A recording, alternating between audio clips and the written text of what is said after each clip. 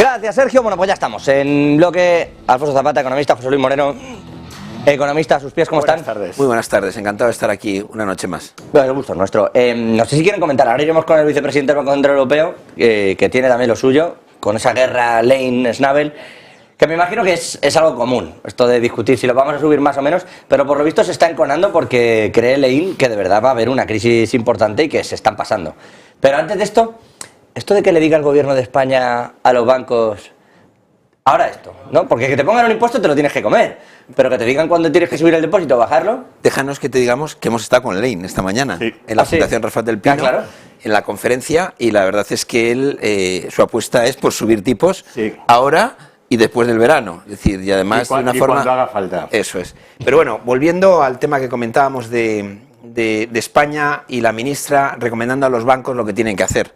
La ministra era especialista antes en los precios de los supermercados y ahora resulta que la ministra es vicepresidenta Nadia Calviño, funcionaria de la Unión Europea, es especialista ahora en el sector financiero y es la que le dice a los bancos lo que tienen que hacer. A ver, los bancos empezarán a remunerar las cuentas de pasivo que tienen, las nuestras, digamos, los depósitos de los que tenemos esas cuentas, cuando el Banco Central Europeo, como ha anunciado, a partir del 29 de junio, 28 de junio, empiece a retirar la liquidez. El TLTRO, que es TLTRO, que es la facilidad financiera para financiar con la liquidez a los bancos, va a ser retirada el próximo 28 de junio. Hay una reunión también de la ministra, tanto con la AEB, como con la CECA, que son las dos organizaciones que agrupan a las entidades financieras en España, para ver otros temas ligados a lo que sería, al código bancario, y va a tratar ese tema. Pero cuando los bancos dejen de tener la liquidez actual que tienen de acceso a ese dinero, empezarán a remunerar. ¿Cuándo se prevé que esto vaya a ocurrir? En diciembre. Obligar o recomendar a los bancos a hacerlo antes de tiempo es un gran error por parte del Gobierno de España con respecto a algo tan importante como es la actividad financiera y un sector tan importante como los bancos de nuestro país. La respuesta de Torrevila ha sido, que estaba al lado, desde el BBVA, desde la alta dirección de BBVA, ha sido, nadie nos dijo que nos iban a compensar cuando les iba muy bien a los clientes. Ahora que nos va muy bien a nosotros, no entiendo por qué compensamos a los clientes. Tendremos que tener nuestro margen. Sí, yo creo que José Luis debe tener algo de dinero en el banco y piensa que le van a pagar algo por sus depósitos. Vamos a ver. Tu antiguo banco lo está pagando. Mi antiguo banco es prácticamente el único que paga y paga un 1,5%. O sea que tampoco. Bueno, ahora tiene. No, ahora ha lanzado. Han ofrecido un depósito de 2,5. No puedo hacer publicidad. Sí, no vamos a entrarnos con la publicidad de bancaria. Hemos dicho antiguo banco. No vamos a hacer publicidad. Pero hay bancos que están ya, si te traes una serie de cosas, están dando ya los depósitos, les están dando más de un 2, ¿eh? Vamos a ver, primero. La señora Nadia Calviño fue ministra cuando los tipos de interés eran negativos. Y nunca se le ocurrió llamar a la banca a decir, oiga, ¿por qué no cobran ustedes a los clientes tipos de interés por los depósitos? Bueno, se planteó, ¿eh? Yo recuerdo a Ana Patricia Botín decir que eso estaba en la mesa y que habría que cobrar comisiones porque les costaba dinero. Pero la señora Nadia Calviño nunca dijo ni Pamplona. Yo he pagado como director financiero de la Comunidad de Madrid, he pagado intereses negativos al Banco de España. Sí, pero a las familias en los depósitos pero no a las familias. Segundo, en España hay 900.000 millones de euros, que es como un 80% del PIB, en depósitos bancarios. Esos depósitos, el 90% están en cuentas corrientes. Y las cuentas corrientes ni pagaban, ni pagan, ni pagarán. Otra cosa es que se empiece a mover algo de dinero, que ya se está empezando a mover desde las cuentas corrientes hacia los depósitos o hacia fondos lo que se llaman fondos de rentabilidad objetiva, ¿no? Un fondo que te más o menos promete que te va a pagar un 2. Estos los en su momento mal llamados garantizados, ¿no? Sí, bueno, estos no son garantizados, estos son una expectativa de ganar un 2%, sí, pero nadie te garantiza nada. Un 2,2 y podemos ganar hasta un 4,5, pero a lo mejor no ganamos. No, pero están bien hechos, están bien construidos. Vamos a ver, ahora mismo la gente que tiene el dinero en depósitos, que es ese 10%, eso sí están cobrando un 1 y pico, pero no van a cobrar un 3% ni un 3,5%. Las letras del Tesoro están al 3,5%. El negocio de la banca es un negocio muy simple. Hay un tipo de interés central los bancos cogen el dinero y pagan por debajo, y los bancos prestan el dinero y prestan por encima. Y ese es el negocio de la banca. Sí, de intermediario. Lo que ha sido anormal, y corren el riesgo. Lo que ha sido anormal es que con los tipos de interés al cero o negativo los depósitos estuvieran al cero. Pero que los tipos, lo que se paga por los depósitos, esté más o menos en un 1,5% cuando el tipo del Banco Central Europeo está al 3,5 o 4%, es relativamente normal. Sobre todo en un escenario en el que sobra dinero para aburrir. Y efectivamente vencen los teleterreos, pero a España le vencen 50.000 millones en teleterreos. 50.000 millones es el 6% del total de depósitos que tienen los españoles en la banca. Vamos, que no va a ser un drama. Yo coincido contigo en que a fin de año veremos algo de movimiento, pero vamos, si esperamos hacernos ricos con los depósitos, con la remuneración de los depósitos que van a pagar los bancos en España... Sí, es que eso iba a decir, llegó a verse en su momento... Allende los mares, no, pero creo que era un banco portugués, ya que estamos con esto de no decir nombres, que pagaba hasta un 11% por el depósito, ¿eh? Un 11%. Bueno, yo he vivido... Es una locura. En el pasado yo he vivido repos de letras del 15%. Bueno, pero que no es lo mismo que un depósito, ¿eh? Está claro. Un depósito al 11%, o sea, dejar tu dinero ahí te daba un 11%. Yo eso no lo he vuelto a ver, ni como dice Alfonso, pues creo que lo vayamos a volver a ver. Y hay alguien en esta sala que pagaba su hipoteca al 18%, pero son otros momentos. Es verdad. Yo creo que... no soy yo, ¿no? Sí, los tipos... No, José Luis. Yo la pagué al 15. Los tipos de interés altos son un problema, aunque tengas cuentas remuneradas altas. Y lo que es realmente un problema para la economía es la inflación. La situación actual en la que estamos con una inflación tan alta realmente es un problema porque eso implica que muchas decisiones de los operadores económicos de los países se toman en el sentido de no hacer nada, no crear, digamos, actividad, cubrirse las espaldas. Tú has comentado antes lo que ha ocurrido en Suecia es un calco de lo que ocurrió en España en el año 2008-2009, donde de repente las empresas inmobiliarias iban a negociar con el banco la prórroga de los préstamos que tenían y les decían, mira, donde tenías 100 millones para financiar te voy a prestar 10 millones y donde te lo estaba prestando a este tipo de interés te lo presto al doble. Y eso hizo colapsar, como está pasando en Suecia, a las empresas inmobiliarias. Cuando las empresas están muy apalancadas se produce este efecto.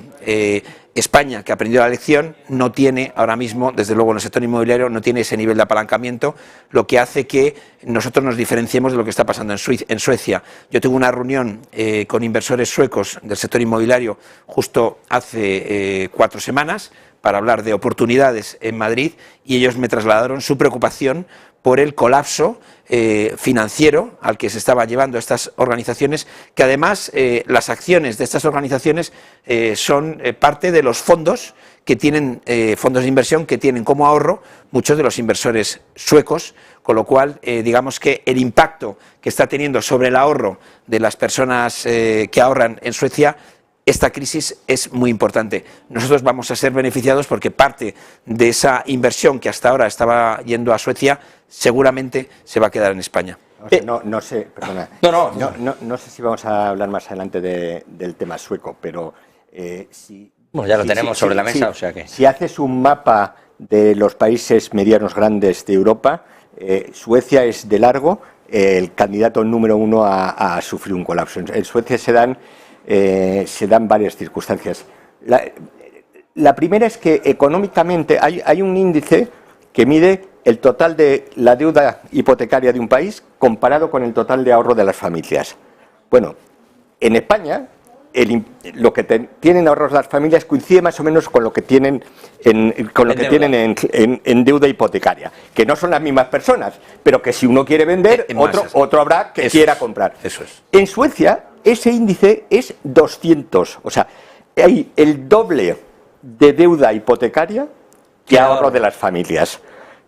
Si a eso es el mayor, bueno, hay algunos más y tal, pero el mayor de los países medianos grandes de Europa. Si a eso le unes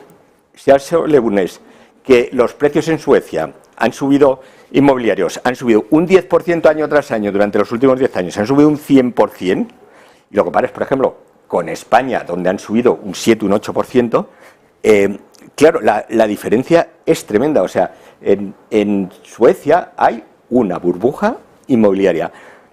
Consecuencia, pues el colapso de las grandes inmobiliarias suecas, con caídas de cotización de 50 y 60 a 5. Y del 80%, en SBB 80% y el 42% en el Fast Partner. Sí. El número de transacciones el año pasado cayó un 26% y la oferta inmobiliaria creció un 45%. O sea, es que les ha pillado como nos pilló a nosotros en el 2007. Sí, pero tienen un problema mayor que no teníamos nosotros. Quiero decirte, bueno, amén de que allí no les están rescatando. Antes dejabas caer la opción esta de, bueno, es que el banco corre riesgo. Hombre, sí, no, aquí el riesgo lo rescata. O sea, convertimos deuda privada en deuda pública. Nosotros en 2008 para salir de aquello. Y se hizo un banco malo. Sí, y la Sareb, efectivamente. Pero allí no están haciendo eso, y además nosotros aquí teníamos una serie de constructoras inmobiliarias, etcétera, que al final estaban detrás de muchas de los edificios que se habían construido, de las financiaciones. Allí no pasa. Allí, como decía José Luis, muchos de ellos son o pequeños fondos de ahorradores, etcétera, etcétera, que dudo mucho que se les rescate. Es decir, que si tú dejas que eso caiga y sigue cayendo las cotizaciones, su problema va a ser más agudo que el nuestro todavía, ¿eh? Sí, tú fíjate que en España, ahora mismo los precios están todavía por debajo del pico del 2007. Es verdad que han subido últimamente bastante, que nos quejamos mucho, que ahora está la vivienda, que ahora está la vivienda. Pues está todavía por debajo. Una labor de saneamiento brutal. Todavía por debajo del 2007. Esto en una tertulia así en Suecia, dentro de 10 años, se dirá también. Fijaros lo que pasa en Suecia, que en realidad los precios están. En España bajaron un 25%, luego fueron subiendo y todavía estamos un 7% por debajo. Que Madrid, por cierto, está a pre, ¿no? Con el 2007, ¿no? Pero el problema de Suecia tiene muy mala solución, porque tampoco tiene la Unión Europea detrás con todas las medidas de ayuda. O sea, tiene muy mala solución, y eso lo están reflejando los mercados. Y yendo al mercado inmobiliario, es verdad que en Suecia, a diferencia en España, el impacto del teletrabajo está siendo brutal.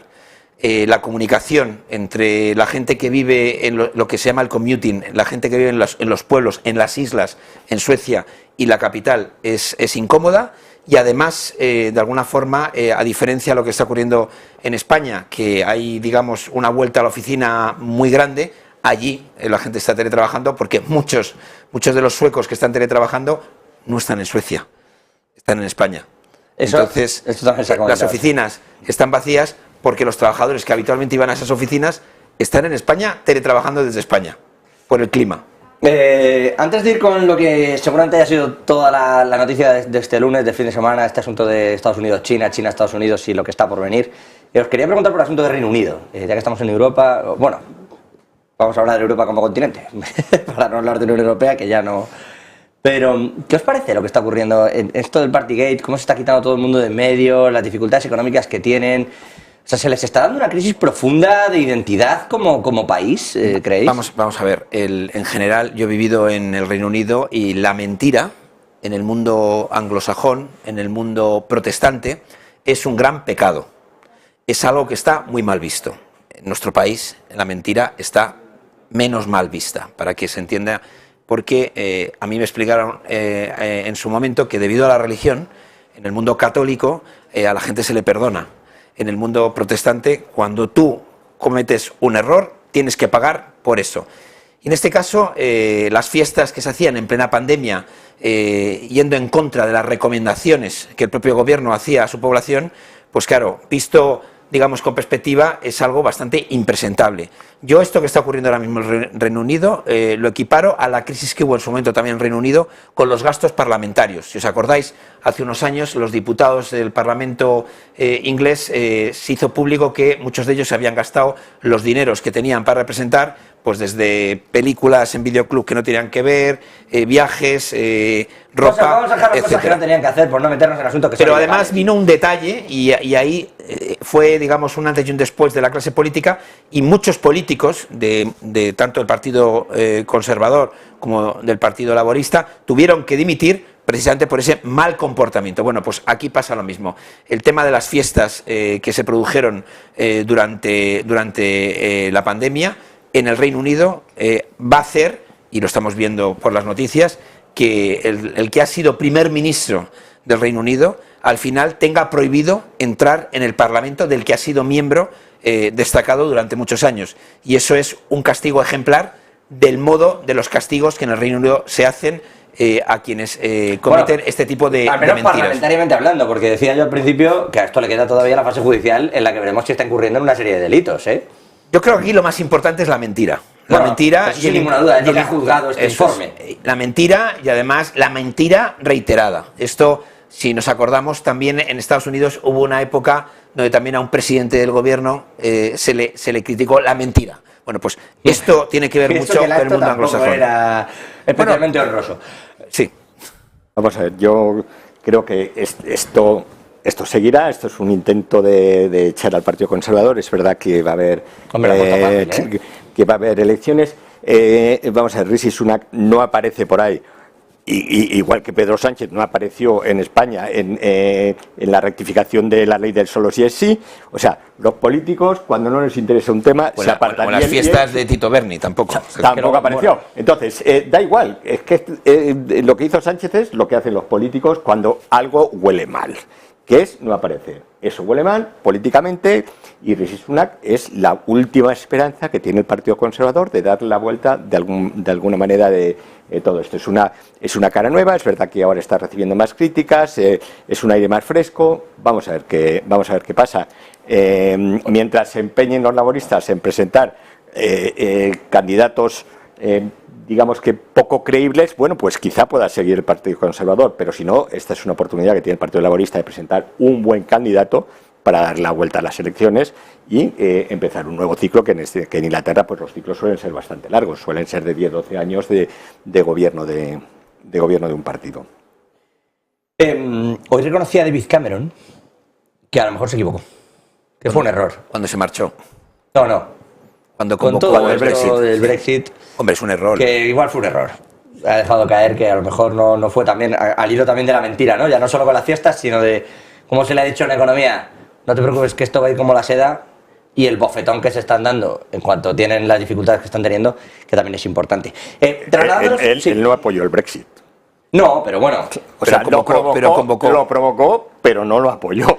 Que es otra cosa insólita.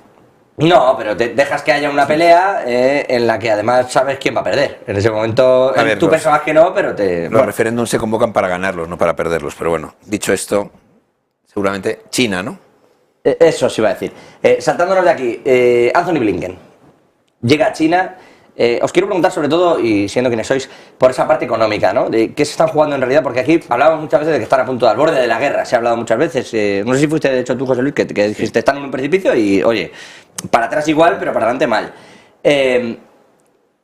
¿Creéis que estos son esos pasos para atrás? Porque China no le ha dado una enjundia diplomática a este asunto. Lo ha recibido como quien dice, no seré yo quien rechace a un secretario de Estado norteamericano. Pero ha habido ahí mucha... A ver, las formas son importantes en política. Las declaraciones de hoy de Blinken, del responsable de los Estados Unidos, y también en parte de las que ha hecho el presidente de China, y seguramente las que está haciendo o las va a hacer el primer ministro recién estrenado de China, que está de visita en Francia, en Alemania, son las primeras que yo puedo ver con un poquito de deshielo entre esta relación entre Estados Unidos y China, ¿no? Las relaciones económicas, comerciales y tecnológicas entre Estados Unidos y China no pasan por el mejor momento de su historia, pero los dos son conscientes de que si no estabilizan esas relaciones en un momento dado, pueden los dos ser afectados en sus respectivos bloques, porque también se dan cuenta que, y eso hablo más por Europa, que las relaciones que tiene en la actualidad Europa con China, Italia, Alemania, propia España, Francia, no son fáciles de poner en el contador a cero que pretende Estados Unidos. Ni son fáciles, ni son seguramente convenientes. Vamos a ver nuevas declaraciones en el futuro de dirigentes chinos con dirigentes europeos alabando lo importante que es que nos llevemos bien. Hay una reunión, me parece mañana, con Yellen para hablar sobre la estabilidad de China y de Estados Unidos en sus relaciones. Bueno, Zelensky es de las Francia que más se ha esforzado por intentar que no se separen. es que ya ve un riesgo real en la economía de los Estados Unidos, un enfrentamiento directo con China.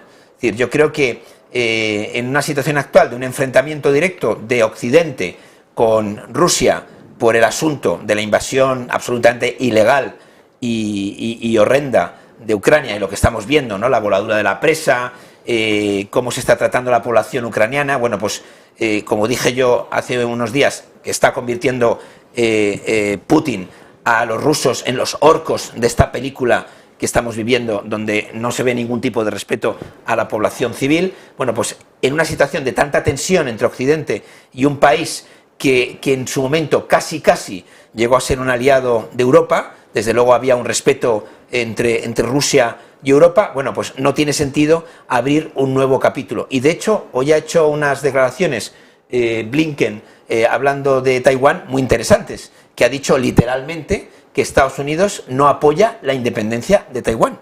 Pero en paralelo también ha dicho que estaba preocupado por la falta de respeto a los derechos humanos en China, en Hong Kong, y también me parece que ha dicho que esto es para el gobierno chino, es algo absolutamente de pecado mortal en, digamos, en el... Que no es Taiwán, dices. No es Taiwán, no. Hong Kong, Shanghái. No, es donde está Bután, donde está Nepal, es decir, toda esta zona donde ellos tienen, digamos... El Golfo, sí. No, ellos tienen una influencia y siempre hay, digamos, una predominancia del gobierno chino sobre los gobiernos de este área, ¿no? Te saldrá. Vamos a ver, ¿qué quiere China? Vamos a ver. China quiere que Estados Unidos y el mundo occidental desbloquee la transferencia de tecnología. Eso es la clave. Sí. Y la otra cosa que quiere es que dejen de apoyar a Taiwán. Tíbet. Que deje de apoyar a Taiwán. ¿Por qué? Porque en ese momento, bueno, el salto adelante que tendría China si se hace con Taiwán y todo el negocio de semiconductores, el dominio del negocio de semiconductores, que ya lo tiene medio dominado a través de las tierras extrañas esas, sería tremendo. ¿Qué quiere Estados Unidos? Estados Unidos quiere que China reduzca el desarrollo armamentístico y su afán de dominar militarmente el mundo, y empezando por decirle a Rusia, oye, te has pasado, y pararle los pies a Rusia. Y eso China lo puede hacer.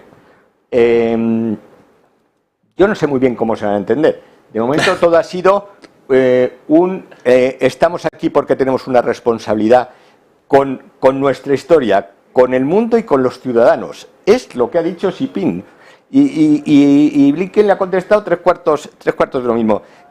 Yo creo que es muy buena noticia que se empiecen a reunir.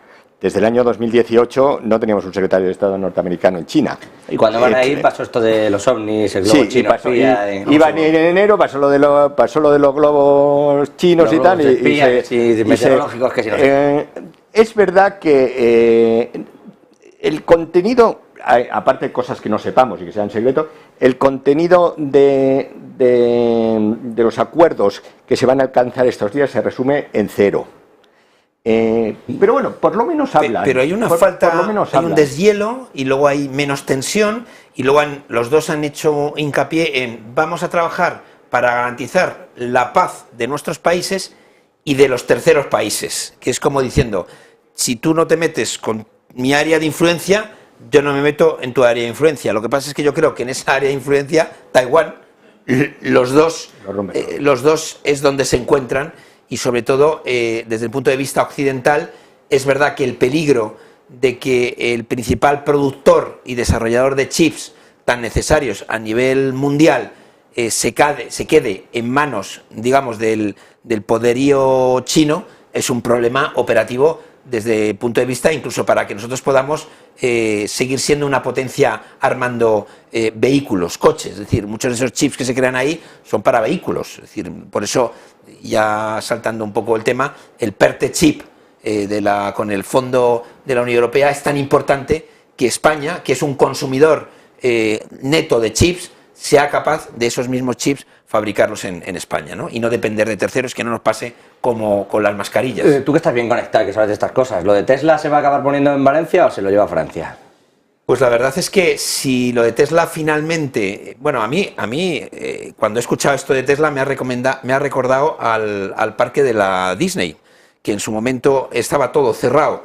Y además decíamos, el mejor clima, va a haber más turismo. Y pero al nos final, ha pasado con todo, ¿eh? En Francia, entonces... Con la Asociación Europea de Banca, nos ha pasado con una cosa es el cierta, sector farmacéutico. Siempre que Francia se empeña en quitarle algo a España, lo consigue. Porque es verdad que Francia tiene más cartas para intercambiar con un inversor. Y en la situación actual, con el gobierno actual, el grado de incertidumbre que hay para un empresario, y en este caso Elon Musk es un empresario muy peculiar, es mayor la que hay en la fecha de hoy en nuestro país, España, para las inversiones que la que hay suponiendo en Francia, ¿no? que no pueda esperar 20 días. Eso es. Si puede esperar 20 días, saldrá de la incertidumbre para un lado o para el otro, pero saldrá de la incertidumbre. Yo le diría a Elon Musk que espere, ¿no? que espere a que se celebren las elecciones, porque es verdad que digamos, esos mensajes en contra de la inversión y de las empresas que hemos vivido en nuestro país con el gobierno actual, que es una alianza entre socialistas y comunistas, pues ha sido muy negativo para que estas grandes inversiones que requieren estabilidad y no cambio de normas se puedan producir. Yo creo que está jugando muy bien sus cartas el gobierno francés en el caso Tesla. Vamos a ver, esto viene de la noche de los tiempos, si lo comentamos en un programa de hace poco. En la Unión Europea, poniendo que el Reino Unido siguiera en la Unión Europea, o el Reino Unido es el gran defensor del capitalismo americano, Alemania es el gran hacedor de negocios y Francia es el gran político y diplomático. Y por eso se llevará Tesla igual que se llevó Disney. Porque yo creo que el poder político que tiene Francia y el posicionamiento de las escuelas diplomáticas francesas es superior a cualquier otro país europeo, y en estas cosas es muy importante moverte, y más en un momento en el que a España le pilla con el pie cambiado, que es que no sabemos ni quién es el presidente. No sabemos ni quién es el presidente del gobierno. Siempre nos pilla con eso. Ya no hay MidCat, ahora está el M2HD que se está haciendo y, en fin. No se muevan, les voy a intentar robar unos minutitos más. Está Luis de Guindos hablando en la Bolsa de Madrid. Me gustaría que comentáramos tras las palabras del vicepresidente europeo, del Banco Central Europeo, lo que allí se está diciendo. Vamos a trasladarnos hasta el Parque Madrileño. Ahí le tienen en ese premio de periodismo económico Luis de Guindos, vicepresidente del Banco Central Europeo. Le escuchamos. Porque la actitud del economista tiene que estar marcada por la humildad. Y un premio Nobel podía llevar a que el economista abandonara esta posición de humildad. Se han dicho muchas cosas de ti, Ignacio. Se ha dicho que tu talento, tu profesionalidad, tu independencia, tu amor a la radio. Yo, que fui ministro durante un periodo de tiempo relativamente dilatado, de 6 años y medio, siempre que te oía destacaba, bueno, la verdad es que Ignacio es una persona que trata los temas con enorme humildad, lo cual pone de manifiesto sabiduría. Y eso es muy importante en esta vida. Decías que la banca central, que los bancos centrales son entes aburridos. Bueno, hay también otras cosas aburridas en la vida, es decir, yo me aburría mucho en algunos consejos de ministros, en otros eran más divertidos, pero había algunos que me aburría bastante, ¿no? Porque, bueno, yo era un ministro relativamente atípico. Pero los tiempos que vienen, como tú decías, van a ser tiempos interesantes, siguiendo con la referencia a los chinos, ¿no? A lo que dicen los chinos sobre tiempos interesantes, y desean que no tengan tiempos aburridos, que tengan tiempos aburridos a sus hijos. Son tiempos en los cuales nos vamos a encontrar con una desaceleración económica, con riesgos a la baja, con una situación de inflación que sin duda va a bajar, la inflación se va a reducir, pero la inflación puede encontrarse también, sobre todo la subyacente, con limitaciones en esa desaceleración, y podemos encontrarnos momentos de mayor dificultad, de subidas de tipos de interés Pero, sin embargo, tenemos cosas buenas. Tenemos un mercado laboral en Europa que funciona bien. Yo siempre digo que esta es, desde luego, la desaceleración económica más intensa y rica en generación de empleo que he visto en muchísimo tiempo. Y eso, los datos en Europa son impresionantes. Estamos en un mínimo desde el punto de vista de la tasa de paro. Nunca se había creado tanto empleo, tanto en número de personas como en horas. Y, por otro lado, también hemos pasado recientemente por una situación difícil. Hemos pasado por la caída de una serie de bancos regionales en Estados Unidos y por el caso de Credit Suisse. Y el sistema financiero europeo ha resistido. Y esto yo creo que son buenas noticias, ¿no?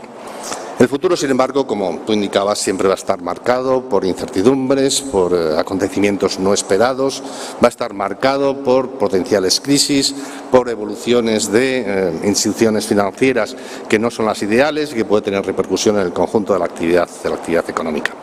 Lo único que yo puedo decir es que estoy convencido, Ignacio, que lo seguirás contando con la inteligencia, con la profesionalidad, con la independencia y con la humildad que siempre te ha caracterizado y que en última instancia, vuelvo a repetir, es una señal de tu sabiduría. Muchas gracias.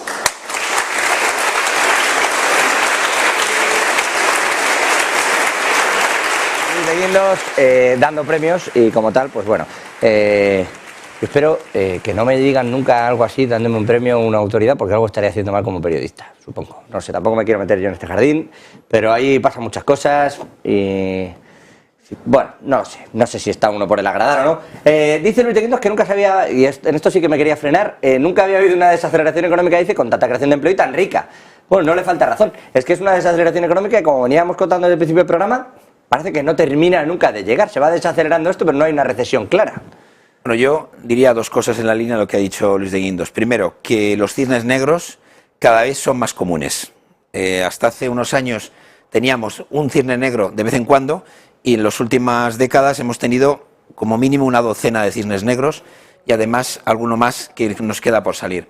Y el segundo tema, que también ha comentado el vicepresidente del Banco Central Europeo, es importante, ¿no? Es decir, a ver si utilizo bien la expresión, ¿no? Pero se ha manipulado tanto la liquidez y la solvencia del sector financiero mediante esas fórmulas creativas de poner dinero prácticamente a tipo cero durante tanto tiempo, que todos los fundamentales de funcionamiento de la economía tradicional han saltado por los aires. Lo que está ocurriendo ahora, que es que se produce un crecimiento en datos de empleo con una inflación alta, etcétera, es absolutamente novedoso, pero no deja de ser lo que tradicionalmente reconocíamos como la famosa estanflación, que era, por un lado, están subiendo mucho los precios, y por otro lado, la riqueza está bajando, no se produce ese crecimiento.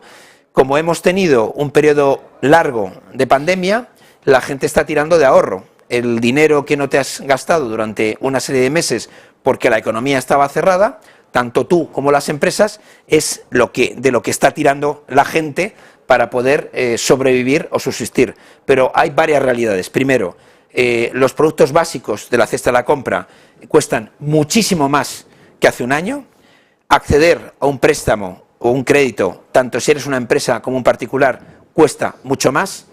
Y los salarios están congelados, y donde antes las personas que trabajaban no estaban en un nivel de pobreza, ahora te encuentras, incluso en países de Europa, con personas que, teniendo trabajo, no les llega el dinero a final de mes y están tirando de ahorro. Estas circunstancias, de alguna forma, son las que yo creo que... ¿Dirías que es autocomplaciente esas declaraciones de Guindos? Un poco sí, porque el responsable de que esto haya ocurrido es el Banco Central Europeo. El Banco Central Europeo tenía un mandato que era conseguir que la inflación no superase el límite del 2%, y ahora mismo hemos llegado a ver límites del 8%, con lo cual han hecho mal sus deberes. Su principal razón de ser es que la inflación no superase el 2%, porque, como lo saben nuestros oyentes, cuando la inflación supera el 2% y llevamos al 6% de la subyacente, prácticamente se ha aparcado en el 6%, eso significa un empobrecimiento brutal de la población, de la gente sencilla y humilde. Y eso es un daño que podemos decir perfectamente que es debido a esa dejación de funciones que ha hecho el Banco Central Europeo. Y ahora, claro, la decisión que está tomando de subir esos tipos de interés, que es imprescindible para controlar esa inflación, está dañando en segunda vuelta a esas mismas familias que han sido dañadas en la primera vuelta de la subida de la inflación. Déjame que cite a que hemos hablado antes de la Philip Lane, que hoy ha dado una conferencia muy interesante en la Fundación Rafael del Pino. Sí, que me decías que defiende esas subidas hasta donde haga falta, pero que decía yo, luego por detrás está diciendo que cuidado, que en septiembre nos damos un golpe. Pero ha mencionado un tema importantísimo.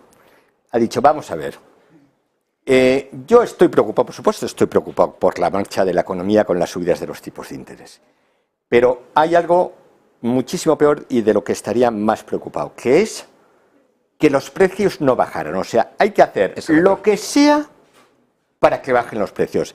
Que hay que poner los tipos, esto no lo ha dicho él, que hay que poner los tipos al 10, se ponen al 10. Pero lo que sea, ¿por qué? Porque ahora mismo, el tipo de las letras a un año está al 3,60, pero el tipo de los bonos a 10 años está al 3,40, está por debajo. ¿Por qué? Curva inversa. Porque el mercado cree que vamos a salir del agujero. Yo soy más optimista que Luis de Guindos. El mercado cree que vamos a salir del agujero y que vamos a salir rápido porque el Banco Central Europeo va a tomar de una manera determinante. Yo creo que Christine Lagarde es mucho más firme que Philip Lane en esto. Es la que manda y es la que toma las decisiones. Bueno, son en consenso y tal, y son siempre por unanimidad. Yo tengo un amigo que decía, no, aquí vamos a montar una democracia, que le vendió una empresa a un fondo de inversión y dijo, ahora vamos a montar una democracia y tal, una democracia a la China, que es que todos votamos y mandas tú, ¿no? Bueno, pues el Banco Central Europeo funciona un poco así, ¿no? Lo más importante es que acabemos con la inflación en los próximos meses, como mucho en los próximos 12 meses, porque si no, empezará a subir la curva a largo plazo, y cuando los tipos de interés a largo plazo estén más altos porque haya desconfianza de los actores económicos en la economía a largo plazo, a ver quién hace una inversión. Nadie. Porque las inversiones inmobiliarias, industriales y tal, se hacen sobre la base de financiaciones a largo plazo. Entonces, Philip Lane ha estado, sí, me preocupa mucho y tal, pero ojo, que me preocupa más que suban los tipos a largo. Y yo por eso creo que ni pausa ni leches. O sea, yo creo que sí habrá alguna pausa para disimular y tal. Eso es, como ha hecho la Reserva Federal, ¿no? Sí, él es partidario de subir mucho para arreglar el problema y bajar después. Sí. Bueno, pues vamos a ver si así lo arreglan o no lo arreglan. Alfonso Zapata, José Luis Moreno, economistas. Un gusto. Encantado. Como cada lunes. Gracias a vosotros. Y a todos vosotros también, evidentemente, pero no os mováis, que no hemos terminado.